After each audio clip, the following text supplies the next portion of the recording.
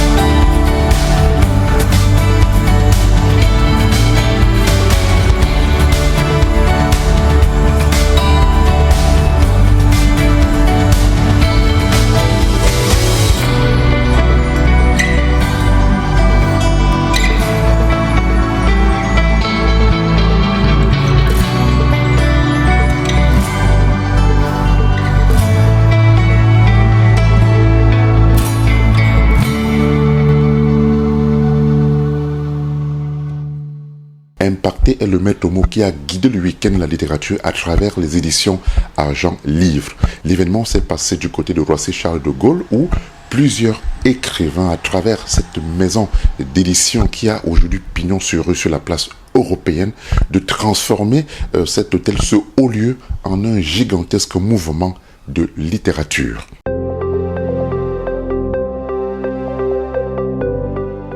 Des thèmes liés à l'éducation, à la psychologie, au business et même au développement personnel n'existaient pratiquement pas dans la littérature africaine. C'est pourquoi le week-end de l'écrivain est né avec l'intention de mettre en lumière des auteurs africains à travers un événement des plus prestigieux, un partage d'expériences, des rencontres inspirantes autour de différents thèmes proposés afin qu'un maximum de connaissances soient proposées au public africain. Retour sur ce gigantesque week-end du côté de Roissy-Charles de Gaulle. Et je veux juste que vous l'écoutez par rapport à ce livre, Oser rêver grand. Est-ce que vous pouvez venir? Alors, on aurait l'avenir en commun, c'est-à-dire valider des choses en commun pour qu'on puisse travailler ensemble. Les Africains représentent une force, mais cette force, elle est encore plus grande si nous savons travailler ensemble. Je me présente, je suis Naziha Labidi, j'étais ministre de la Femme, Famille, Enfance et Seniors de 2016 à 2020. Aujourd'hui, réellement, je suis très fière d'assister à ce grand événement parce que je trouve que écrire et surtout lire, c'est quelque chose de très important et cet événement m'a beaucoup impressionnée, d'abord par la présence de femmes et de nombre de femmes écrivaines africaines qui sont basées ici à Paris, et également la diversité des sujets qu'elles ont abordés et le courage des sujets qui ont été... elles ont démontré beaucoup de courage pour aborder des sujets qui sont encore tabous, et donc je ne peux que féliciter les initiateurs de ce projet et je leur souhaite vraiment beaucoup de succès et beaucoup de... surtout une longue vie et beaucoup de création et beaucoup de créativité.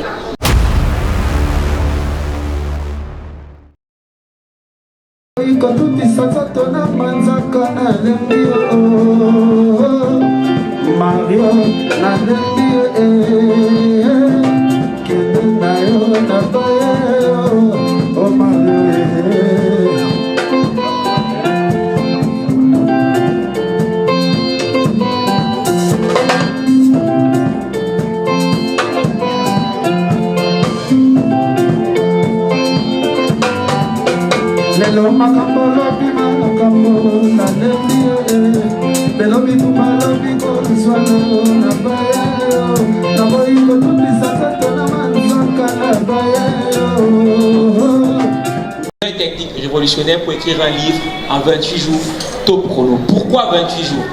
On estime que vous avez déjà une expérience. Maintenant, il vous faut juste les outils, la stratégie et les bonnes personnes pour vous aider à retranscrire cette expérience-là en livre. Il y a des coachs, il y a des professionnels, il y a des entrepreneurs. Votre expérience vaut de l'or. C'est une expérience que vous avez accumulée au fil des années, donc pas besoin de mettre 100 ans pour coucher sur papier quelque chose que vous faites depuis des années. Voilà comment réussir, grâce à ce programme, à accompagner les auteurs. À ce jour, nous sommes à plus de 103 auteurs que nous avons accompagnés en moins de 2 ans.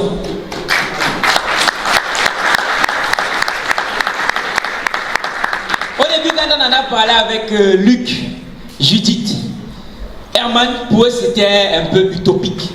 Jusqu'à ce qu'aujourd'hui, ils puissent tenir leurs bijoux entre les mains.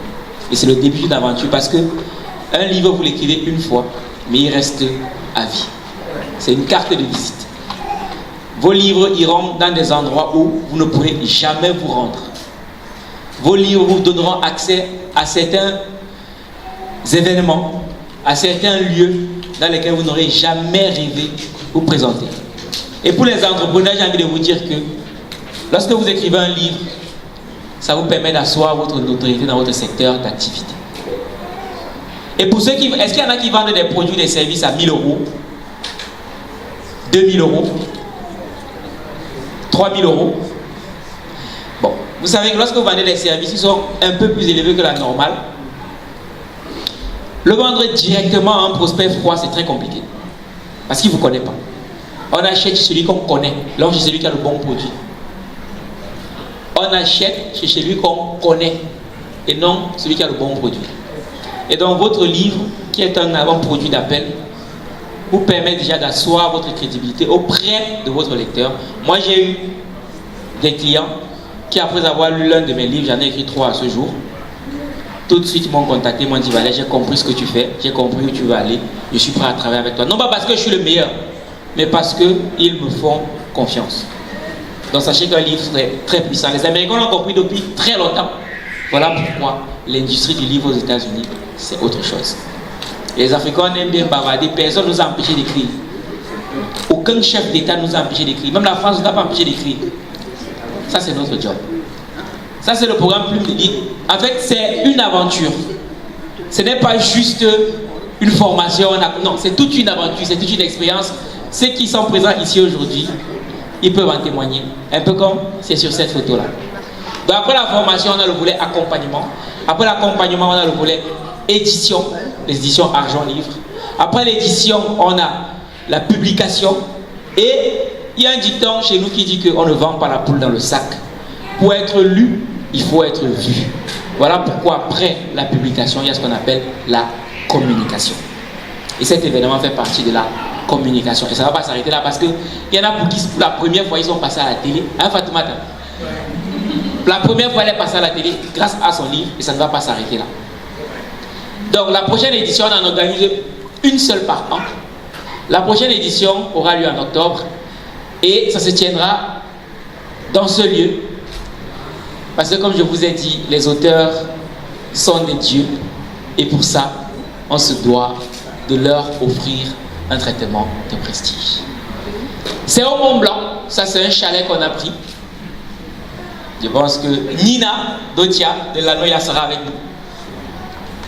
Il reste encore quelques places pour la prochaine édition, donc s'il y en a parmi vous qui souhaitent faire partie de cette aventure, de cette expérience de vie-là, et espèrent que pour l'année prochaine pourront aussi être ici devant pour partager leur expérience. Les places sont encore disponibles parce que tu as précisé qu'après toutes les personnes qu'on a rencontrées, je doute fort qu'en 2025, que ce programme soit encore ouvert. Donc il faut savoir qu'aujourd'hui, écrire pour impacter, c'est important. Pourquoi? Parce qu'il faut pouvoir transmettre aux générations futures, il faut pouvoir transmettre même aux contemporains. Ceux qui ont de l'expertise, ceux qui ont du savoir, ceux qui ont quelque chose à partager et à donner, le livre est un bon moyen de pouvoir le transmettre. C'est même également un bon moyen de communication. Ce que les gens ne savent pas, ou bien fin de l'ignorer, c'est que le livre est pour des entreprises un bon moyen de communiquer également. Donc je suis ravie que cet événement se soit bien passé et j'invite tout le monde à la prochaine édition qui sera encore meilleure. Merci. L'ambassade du Cameroun en France est heureuse d'être présente à cette cérémonie. Et personnellement, j'en suis fier et conforté du fait que c'est une cérémonie qui rassemble des jeunes Africains, non seulement des Camerounais, mais des jeunes Africains, et qui a pour objectif, n'est-ce pas, de les aider à cheminer dans les multiples domaines de la vie. Moi, je pense qu'en tant que Camerounais, en tant que diplomate, en tant que représentant de l'ambassadeur du Cameroun en France, je crois que l'initiative est tout à fait louable. Et l'ambassade sera toujours présente à vos côtés. Et bien sûr, nous serons fiers d'être associés à la prochaine édition.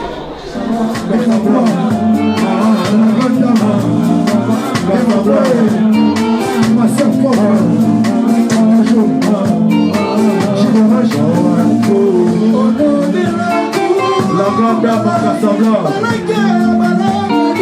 La grande dame à Casablanca. Je serai toujours là pour toi. La grande dame. Ton amour pour toi tu as toujours ce que attends ton hasard qui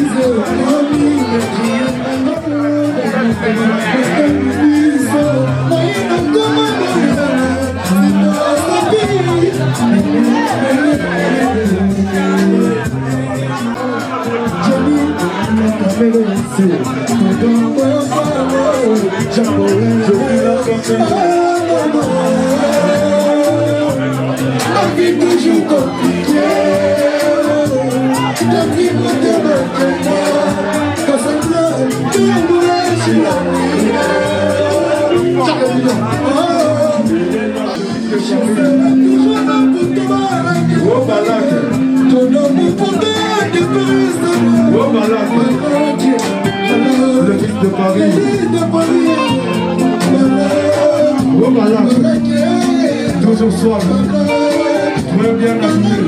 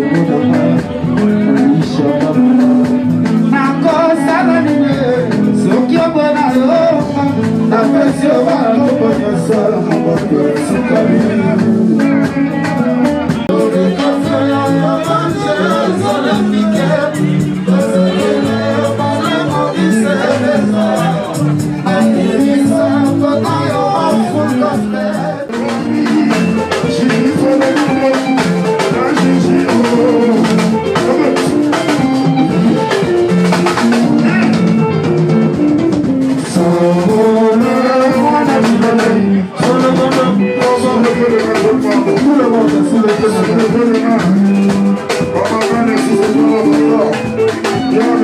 Attention là-haut. Aïe aïe aïe, on est tous les dimanches. Chaque dimanche on est là. À partir de 22h jusqu'à 4h. Écoutez, si c'est pas la Guada. Bien de l'animation autrement dit pour la Boumano.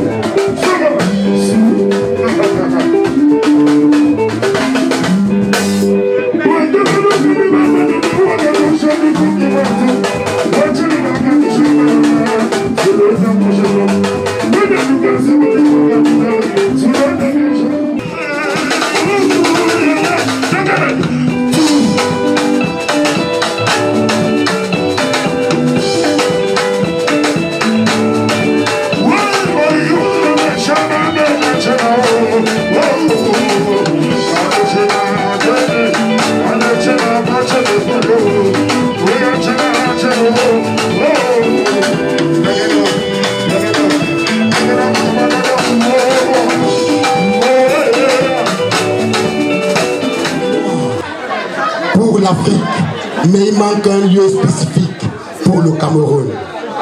Fier du Cameroun, amoureux de notre pays, a décidé de concevoir, de créer cet espace uniquement pour le 237, pour le continent. Et pour ça, mesdames, mesdemoiselles et messieurs, un stand generation, merci d'applaudir pour le gourou. Voilà, nous n'allons pas vous perdre du temps. Nous savons tous pourquoi nous sommes là ce soir. Une dame, une princesse, une reine. Mesdames, mesdemoiselles et messieurs, stand generation, on va se lever pour le gâteau d'anniversaire du maillot jaune. Didier Machela, Didier Machela, Didier Machela.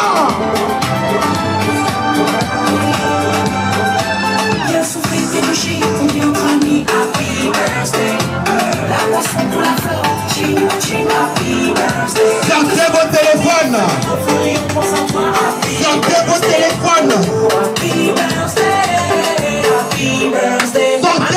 téléphones. Tout le monde est debout et se lève au pied. Happy birthday. Que tu sois en famille ou bien seul, tu bouges et tu penses super beau. Happy birthday. C'est lui qui va danser. Tu as mal plus aujourd'hui nous peut écrire. Si tu es donné une forme, c'est des soirées. N'inquiète pas, je m'assure. Happy birthday. C'est lui qui va danser. Happy birthday. Happy birthday. Que tu sois enfermé, enfermé, enfermé, pense à toi. Happy birthday. Happy birthday. Happy birthday. Matthew Stonson, il a vu la mienne déranger. Tu t'en fous, c'est une fois dans l'année. Happy birthday.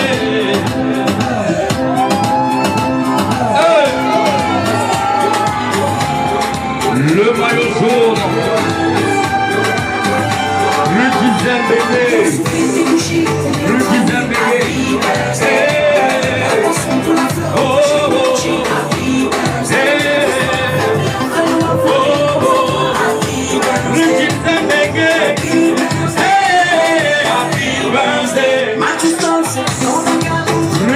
Bébé, un an de plus aujourd'hui, c'est fort. Le New Bad Bunny.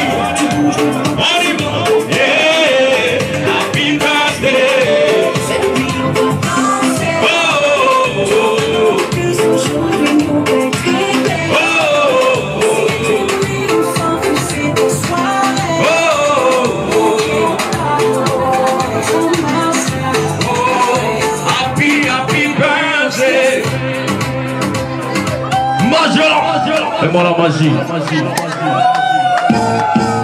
Tournez d'applaudissements pour le Gisèle Bégué.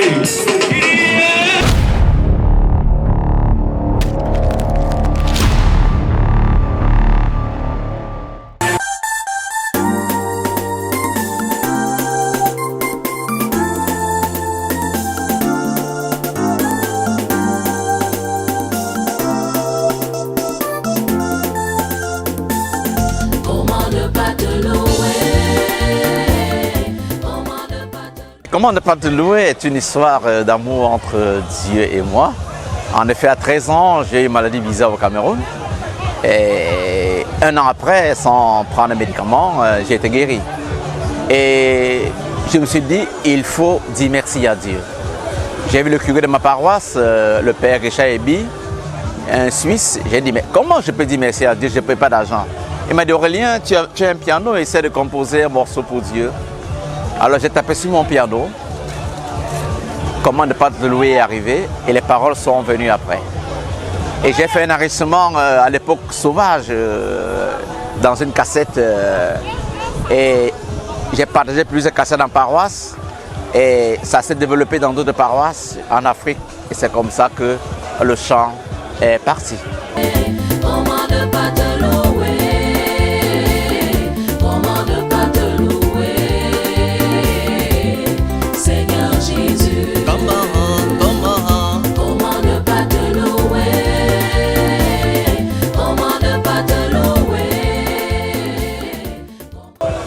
Je suis venu prêtre, j'ai fait un enregistrement professionnel et en 2008, je suis retourné au Cameroun pour faire un clip et j'ai posté en 2009 dans les réseaux sociaux YouTube et voilà comment c'est parti. Et depuis, c'est en janvier que BMFTV m'a téléphoné pour me dire qu'on me cherche. J'ai dit, mais est-ce que je suis un prisonnier? Ah non, Père Aurélien, votre morceau fait du buzz et on aimerait faire un entretien avec vous à 20h. Et le dimanche après, ils ont posté et le monde entier est parti. Toutes les chaînes en Belgique, les magazines sont venus me voir et voilà comment ne pas te louer après le monde entier. Seigneur Jésus, je te bénis, comment ne pas te louer? Seigneur Jésus, comment ne pas te louer? Comment ne pas te louer? En fait, ce qui est important aujourd'hui, je vois que chacun, toutes les confessions religieuses, philosophiques, chantent comment ne pas te louer et dansent avec la joie. Donc, pour moi, c'est la joie qui est importante. Chacun chante. Mais est-ce qu'ils ont compris ce message? Mon message était un peu de réunir, n'est-ce pas, toutes les confessions religieuses, philosophiques autour d'une chanson. Et je crois qu'aujourd'hui, cette chanson a dépassé la sphère religieuse pour se retrouver dans des boîtes de nuit, pour se retrouver sur des platines des plus grands DJ, David Guetta, en passant par les autres, et le chantent. Pour moi, c'est cette joie qui est nécessaire. Ça ne vous choque pas dans les boîtes, dans des endroits en réalité que ça ne devrait pas y arriver? Ou c'est pour vous une sorte d'évangélisation? Vous savez, Dieu est partout. Dans les églises, dans les rues, dans les boîtes de nuit. Les boîtes de nuit, c'est un lieu aussi important où il faut y aller pour évangéliser. Pour évangéliser. Je crois que c'est un lieu propice. Ça ne me choque pas. Au contraire, je me dis, c'est là où il faut aller. Vous savez, Jésus-Christ allait en Galilée. Il allait parler avec les prostituées. Il allait chez les collecteurs d'impôts pour transmettre un message d'amour. Pour moi, la religion d'aujourd'hui sera la religion de l'amour. Comment ne pas te louer? Comment ne pas te louer? Comment ne pas te louer? Seigneur Jésus. Je dirais à tous les Africains, n'ayez pas peur de dire merci. Parce que comment ne pas te louer est une chanson que j'ai faite pour dire merci à Dieu. Dites merci à votre maman, à votre femme, à votre enfant, à vos amis, car le merci est nécessaire. Et merci à Dieu pour ceux qui croient. Vous savez, Dieu fait tellement de choses pour chacun que nous sommes obligés de dire comment ne pas te louer, comment ne pas dire merci au Seigneur. Ne désespérez jamais, foncez, le Seigneur va vous bénir. Comment ne pas te louer? Comment ne pas te louer? Seigneur Jésus. Comment ne pas te louer? Merci d'avoir été des nôtres tout au long de cette édition. Rendez-vous la semaine prochaine pour une autre édition beaucoup plus alléchante.